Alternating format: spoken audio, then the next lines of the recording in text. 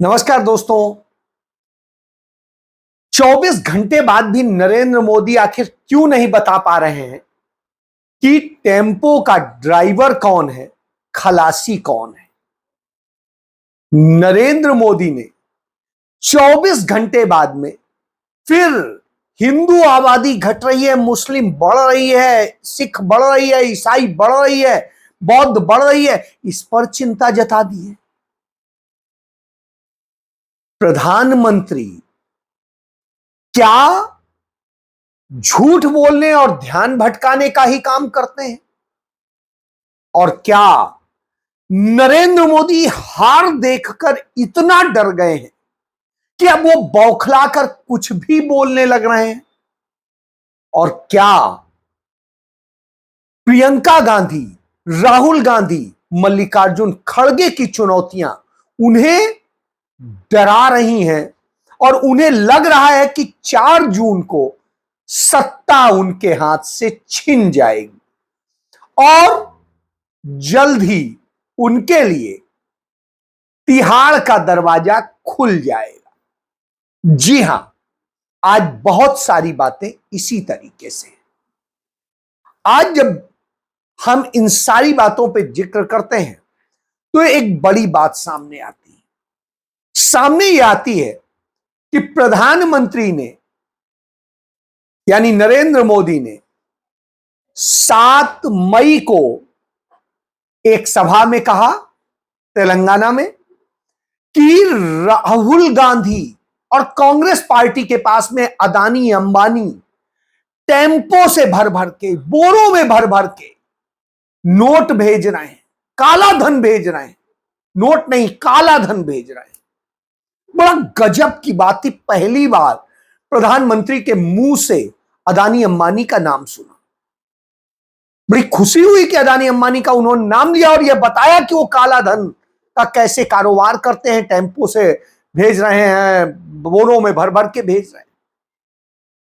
हालांकि उसी वक्त में राहुल गांधी बता रहे थे झारखंड में कि आपको किसको की सरकार बनानी है, अदानी अंबानी और मोदी की सरकार बनानी है या आपको सरकार बनानी है गरीबों की, किसानों की, दलितों की, पिछड़ों की, आदिवासियों की। फैसला आपको करना। तो जब वो ये पूछ रहे थे तब नरेंद्र मोदी कह रहे थे कि राहुल गांधी अडानी अंबानी का आप नाम भी नहीं लेते हैं। बहरहाल चलिए, प्रधानमंत्री हैं, वो कुछ भी कह सकते हैं और उनको उनके भक्तगण महामानव कहते हैं, कोई विश्व गुरु कहता है, क्या क्या कहता है आप समझ सकते हैं। तो जब उन्होंने ये कहा तो राहुल गांधी ने एक जवाब दिया और जवाब में एक वीडियो दिया और उसमें सवाल कर लिया कि मोदी जी बहुत बड़ी आपने बात कह दी है। तत्काल जो है सीबीआई, ईडी, इनकम टैक्स, सारी एजेंसीज को तुरंत अडानी अंबानी के यहां भेजिए और सारी जांच कीजिए और वो जितना काला धन है सब पकड़ के सामने लाइए। देश को बताइए कि उन्होंने कैसे काले धन से कांग्रेस की मदद कर दी।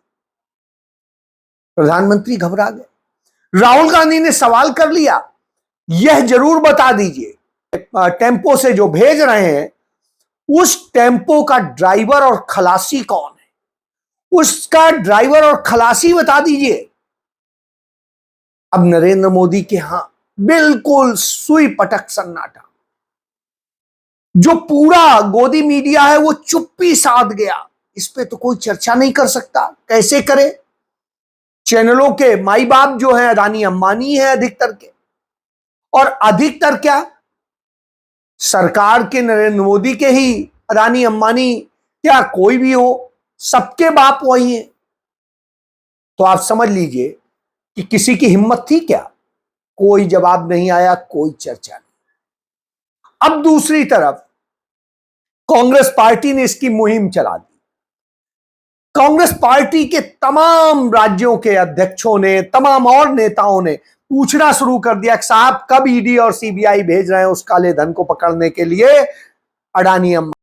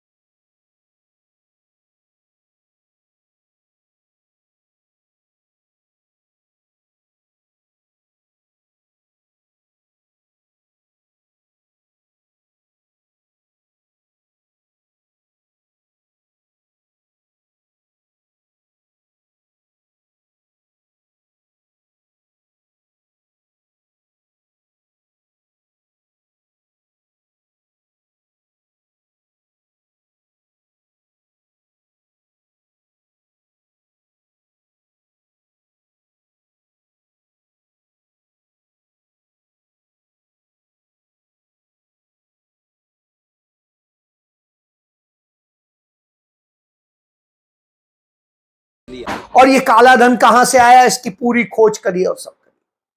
अब कहीं कुछ नहीं, ना भाजपा में आवाज, ना मोदी में आवाज, ना किसी में आवाज। आप समझ सकते हैं। तो यह हालत, ऐसे में प्रियंका गांधी ने चुनौती दे दी। वो अमेठी में बात कर रही थी तो कहती हैं आप हमारे शहीद पिता, शहीद जो है दादी, सबके ऊपर न जाने क्या क्या कहते हैं।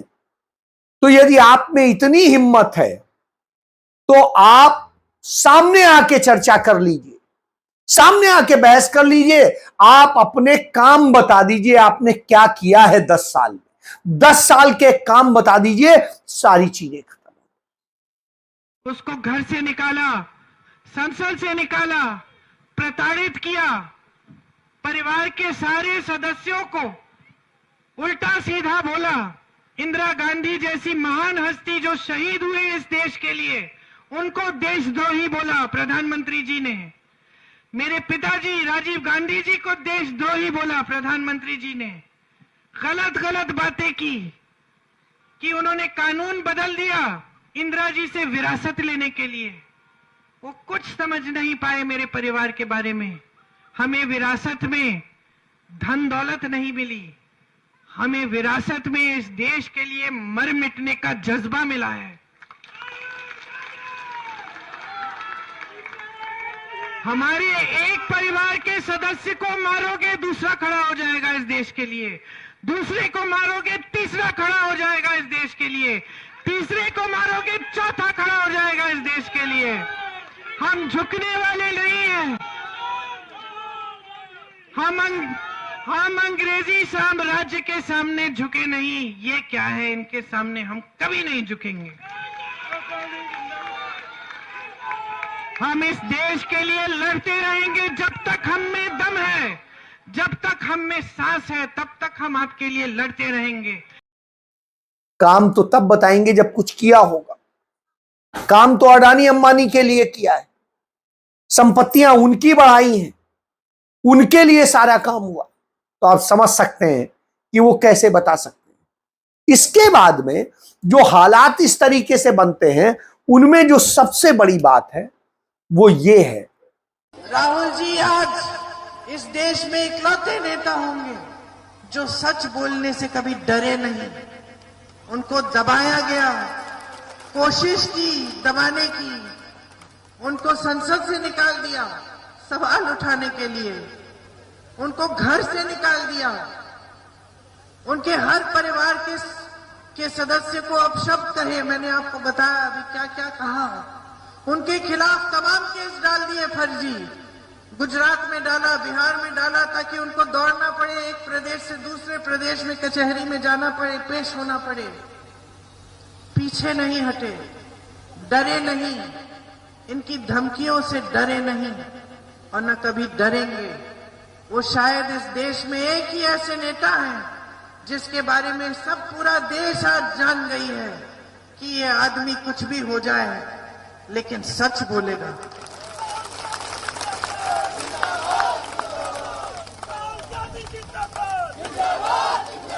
ये वह नेता है जो आपके लिए लड़ रहा है।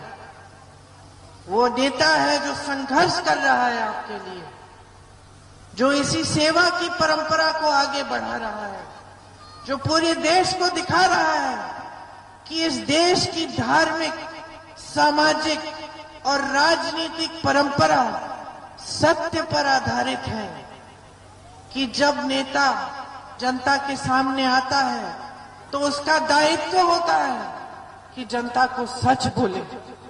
कि आज प्रधानमंत्री को जब कुछ नहीं सूझा तो उन्होंने अपने सलाहकार मंडल से कहा कि तत्काल एक रिपोर्ट बनाओ और कहो एक रिपोर्ट आ गई है जिसमें यह सिद्ध होता है कि हिंदुओं की आबादी कम हुई है, मुस्लिमों की आबादी बढ़ी है, अल्पसंख्यकों की आबादी बढ़ी है।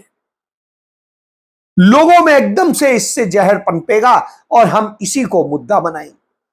और यह होना था कि तुरंत गोदी मीडिया इसको लेके उड़ चला। हर जगह आज यही खबर देखने को मिल रही। लेकिन सच क्या है ये देखिए। क्या 2011 के बाद में आज तक कोई जनगणना हुई है? जवाब है नहीं। जो कब होनी थी? 2021 में होनी थी, नहीं हुई। आज हम 2024 में आपसे बात कर रहे हैं, मई में नहीं हुई। अब आप सोचिए, जनगणना क्यों नहीं कराई? और जो 2011 की जनगणना है, उस जनगणना में जातिगत जनगणना हुई थी, उसमें यह भी डाटा मौजूद है कि कितना, कौन आबादी कैसे बढ़ी है, क्या नहीं बढ़ी है, क्या किसकी स्थिति है, तो उन सब चीजों को लेकर भी हुई थी। तो क्या उसका डाटा आप सार्वजनिक करेंगे? वो जो जातिगत जनगणना हुई थी उसका डाटा आप सार्वजनिक कर दीजिए। वो भी नहीं करेंगे। क्यों नहीं करेंगे? क्योंकि वो डाटा सार्वजनिक कर देंगे तो भेद खुल जाएगा। राहुल गांधी यही तो कहते हैं कि हम जैसे ही आएंगे, जातिगत जनगणना करेंगे, आर्थिक सर्वे करेंगे और उसकी रिपोर्ट साझा करेंगे, और फिर उस रिपोर्ट के आधार पर जो न्याय होगा वो करेंगे। तो अब आप समझ लिए, इसी से तो डर लगता है। यदि वो रिपोर्ट साझा कर देंगे तो सबसे बड़ी बात, महिलाओं को जो मूर्ख बनाया है, उनको जो कहा है कि हम आरक्षण देंगे, महिलाओं को आरक्षण तो मिल नहीं रहा है। महिला शक्ति बिल कह के पेश किया था, और स्थिति क्या है? वो महिला शक्ति बिल झूठ का पुलिंदा है, क्योंकि उसमें एक शर्त लिखी है कि जब जनगणना होगी तो जनगणना के बाद में जो निकल के आएंगे तथ्य, उसके बाद होगा। तो जनगणना होने में ही 4-5 साल लगेगा, उसके बाद में जो आएगा वो सब खत्म। यानी आप इंतजार करते चलिए, जनगणना हम कराएंगे ही नहीं। कराई नहीं है अभी, 4 साल आपके सामने। तो आप इससे समझ लीजिए। तो यो झूठ फैलाया, क्यों फैलाया? क्योंकि नफरत फैलानी। ये अखिलेश यादव अपने निर्वाचन क्षेत्र के प्राचीन मंदिर में गए, शिवगौरी मंदिर में। अखिलेश यादव कृष्ण के वंशज हैं, यदुवंशी हैं। वहां गए और उनके जाने के बाद में उस मंदिर को धोया गया। यानी अखिलेश यादव इतने अपवित्र व्यक्ति हैं, तो क्या कृष्ण इतने अपवित्र थे, उनके वंशज इतने अपवित्र हैं? यह अपने आप में एक बड़ा संदेश है। और यह संदेश है कि जिस तरीके की ये बातें करते हैं, इसके बाद में आज इनके केरल के राज्यपाल आरिफ मोहम्मद खान राम मंदिर जाते हैं, वहां दर्शन करते हैं। तो साहब, जहां कन्नौज में यह कह के भाजपा के लोगों ने मंदिर में गंगा जल से धोया कि उनके साथ में गैर सनातनी लोग आए थे इसलिए हुआ, तो क्या आरिफ मोहम्मद खान सनातन धर्म मानते हैं? वो अपने को मुस्लिम धर्म नहीं मानते हैं? तो क्या है सच, यही बता दीजिए। और यदि वो मुस्लिम है तो फिर वो कैसे हो सकता है? और वो बुत परस्ती कैसे कर रहे हैं? क्योंकि बुत परस्ती तो कहीं से मुस्लिम धर्म में भी नहीं है, वैसे तो हिंदू धर्म में भी नहीं है।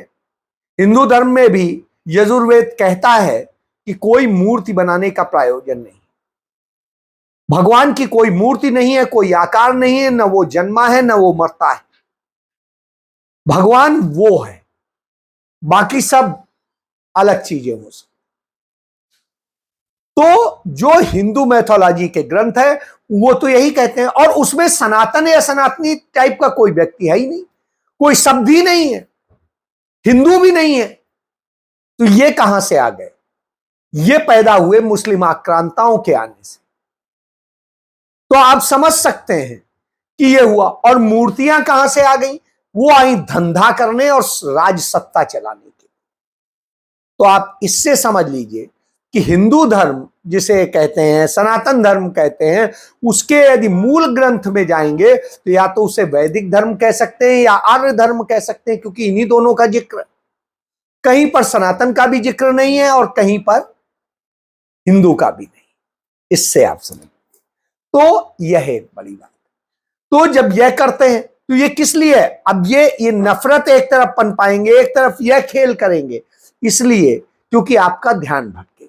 इसी कारण राहुल गांधी ने आज कहा कि ध्यान मत भटकने देना, सत्ता जा रही है। देश की शक्ति, देश के युवाओं, नरेंद्र मोदी के हाथ से चुनाव निकल रहा है। वो स्लिप कर रहे हैं और हिंदुस्तान के प्रधानमंत्री नहीं बनेंगे। उन्होंने डिसीजन ले लिया है कि अगले 4-5 दिन में आपके ध्यान को भटकाना है, कुछ ना कुछ ड्रामा करना है। आपके ध्यान को भटकना नहीं चाहिए। बेरोजगारी सबसे बड़ा मुद्दा है। नरेंद्र मोदी जी ने आपको कहा था कि 2 करोड़ युवाओं को रोजगार देंगे, झूठ बोला, नोटबंदी की, गलत जीएसटी लागू की और सारा का सारा काम अदानी जैसे लोगों के लिए किया है। हम भर्ती भरोसा स्कीम ला रहे हैं। 4 जून को इंडिया गठबंधन की सरकार आ रही है। 15 अगस्त तक भर्ती भरोसा स्कीम में 30 लाख युवाओं को रोजगार देने का काम शुरू हो जाएगा। जय हिंद, नमस्कार। इसलिए घबराया हुआ है, तो तानाशाह घबराया हुआ है, क्योंकि तानाशाह से यदि आप बात कर देंगे महंगाई की तो नहीं बोलेगा, आप बात कर देंगे चीन की तो नहीं बोलेगा, आप उससे बात कर देंगे भारत की तमाम जमीनों पे दूसरे देशों के कब्जे होने का, नहीं करेगा। आप बात कर देंगे रोजगार की, बेरोजगारी की तो नहीं करेगा। आप बात कर देंगे किसानों की, उनके हक की तो नहीं करेगा। आप बात कर देंगे कामगारों के हक की, उनकी बात तो नहीं करेगा। आप आदिवासियों के हक की बात करेंगे तो नहीं करेगा। अल्पसंख्यकों के हक की बात करेंगे तो नहीं करेगा। वो क्या करेगा? नफरत फैलाएगा। जो सांप्रदायिक सद्भाव है उसे तोड़ेगा। जो यह देश तमाम भाषाओं, तमाम सारे संस्कारों, तमाम सारे कल्चर्स को लेकर के चलता है, सांस्कृतिक, सामाजिक, तमाम तरह के, उन सबको तोड़ने का काम करेगा। वो परिवार तोड़ेगा। तो इस तरह के जो काम करता है और उससे अपना वोट बैंक बनाता है, तो जनता अब जवाब देने लगी, कहने लगी कि मोदी अब तुम झूठ बहुत बोल चुके, अब तुम्हारा सफाया। इसी बात से वो घबरा गया है। इस देश का प्रधानमंत्री इतना कमजोर, इतना असहाय, इतना मजबूर इससे पहले कभी नहीं था। 10 साल, सोचिए 10 साल भ्रष्टाचार में लिप्त रहने के बाद, डूबे रहने के बाद, भ्रष्टाचार में सरोबार रहने के बाद कल नरेंद्र मोदी जी ने हिम्मत दिखाई और भ्रष्टाचार का खुलासा किया। इसीलिए वो तमाम साजिशें रच रहा है, तमाम खेल कर रहा है। लेकिन इन सब का जवाब अब आपको देना है, अपने वोट से देना है। कैसे देंगे यह आपको सोचना है, क्योंकि उसने नफरत भर दी है। आप मोहब्बत से जवाब देंगे। उसने रोजगार छीने हैं, आप रोजगार दिलवाने में मदद करके करेंगे। उसने महंगाई दी है, आप कैसे उसे राहत देंगे। आप हक जो मारे गए हैं उनको हक दिलाएंगे। यह करना है और यही काम राहुल गांधी कर रहे हैं। इसलिए राहुल गांधी और गांधी परिवार से डरता है, इसलिए उन पर हमला करता है। फैसला आप देख लीजिए। जय